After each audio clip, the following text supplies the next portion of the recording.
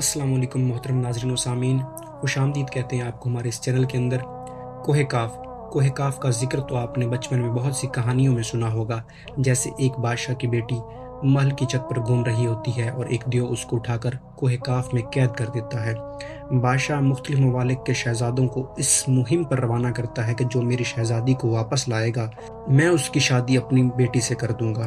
تو ایک نیک دل شہزادہ بھی اس مہم پر روانہ ہوتا ہے۔ اس کی ملاقات ایک بزرگ سے ہوتی ہے۔ بزرگ اس کی نیک دلی کی وجہ سے اس کو ایک انگوٹھی دیتا ہے، جس کی بدولت وہ فوراً کوہ کاف کی پہاڑیوں پر پہنچ کر دیو کو مار دیتا ہے اور شہزادی کو آزاد کروا کر واپس اس کے وطن لے آتا ہے۔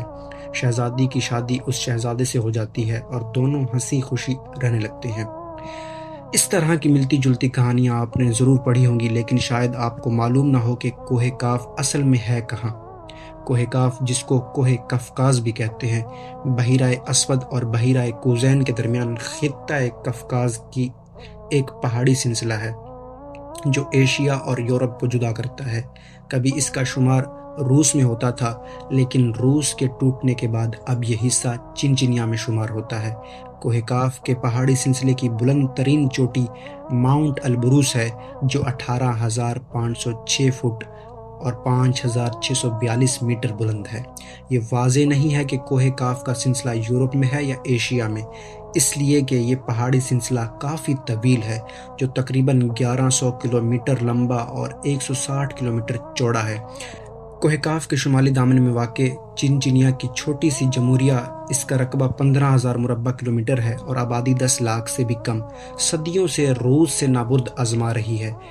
گو کوہ کاف کا یہ پورا علاقہ 16ویں صدی سے صفوی ایران، سلطنت عثمانیہ اور زار روس کے درمیان کشمکش اور مارکوں کا مرکز رہا ہے، لیکن چیچنیا کے عوام نے اپنی آزادی کی جنگ کا آغاز اس وقت کیا جب 18ویں صدی کے آخر میں عیسائی جارجیا نے ماسکو کے ساتھ اتحاد کیا اور چنچنیا ایک طرف جنوب میں جارجیا اور شمال میں روس کے گھیرے میں آ گیا۔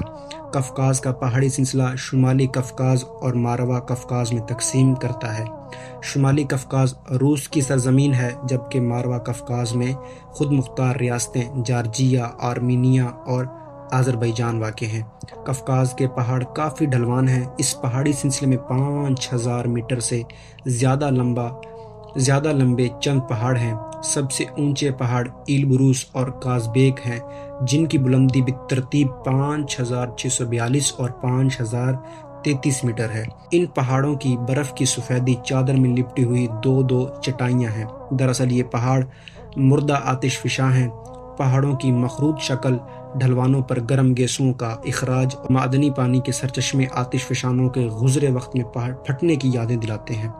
اس علاقے میں معدنی پانی کے سرچشموں کی بہتات ہے۔ سب سے مقبول سرچشموں کا نام نارزان، برثومی اور یاسین توکی ہیں۔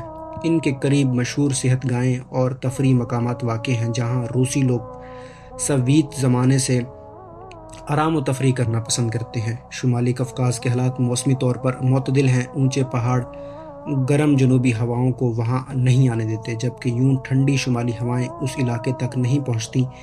جاڑے میں شمالی قفقاز میں کڑاکے کی سردی نہیں پڑتی اور گرمیوں میں دریائے کوزبان کی وادی میں چاول جیسی فصل اگانے کے لیے سازگار حالات ہیں۔ وہاں سے شمالی کی طرف چاول اور کہیں نہیں اگایا جا سکتا۔ شمالی قفقاز میں بہت زیادہ گلیشیئر موجود ہیں۔ موسم بہار میں جب ان کی برف پگھلنے لگتی ہے تو مقامی دریا پانی سے بھر جاتے ہیں، اس لیے اس سوکھے علاقے میں پانی کی قلت کا مسئلہ کبھی پیدا نہیں ہوتا۔ شمالی قفقاز کے سب سے بڑے دریا کوبان اور تیراک ہیں۔ قفقاز صحت بخش ہواؤں کا ایک ذخیرہ ہے اور اس کے مناظر کو بے حد حسین قرار دیا جائے تو مبالغہ نہیں ہوگا۔ روس کے کوہ پیماؤں کو قفقاز سے بڑا لگاؤ ہے۔ پاکستان، ہندوستان اور ایران میں کوہ کاف کے متعلق جنوں اور پریوں کے بے شمار قصے مشہور ہیں، جو نہ صرف عوام میں سینہ بسینہ منتقل ہوتے رہتے ہیں، بلکہ بچوں کی کہانیوں میں باقاعدہ لکھے جا رہے ہیں۔ ہو سکتا ہے اس میں کچھ صداقت بھی ہو سکتا ہے یہ ویران جگہ جنات کا مسکن ہو، لیکن تصدیق کرنا مشکل ہے۔ باقی اللہ ہی بہتر جانتا ہے کہ اس میں کتنی سچائی ہے۔ ایسی دلچسپ معلومات سننے کے لیے ہمارے اس چینل کو سبسکرائب کریں، ویڈیو کو لائک اینڈ شیئر کریں اور کمنٹ بلو میں اپنی رائے دینا نہ بھولیے گا۔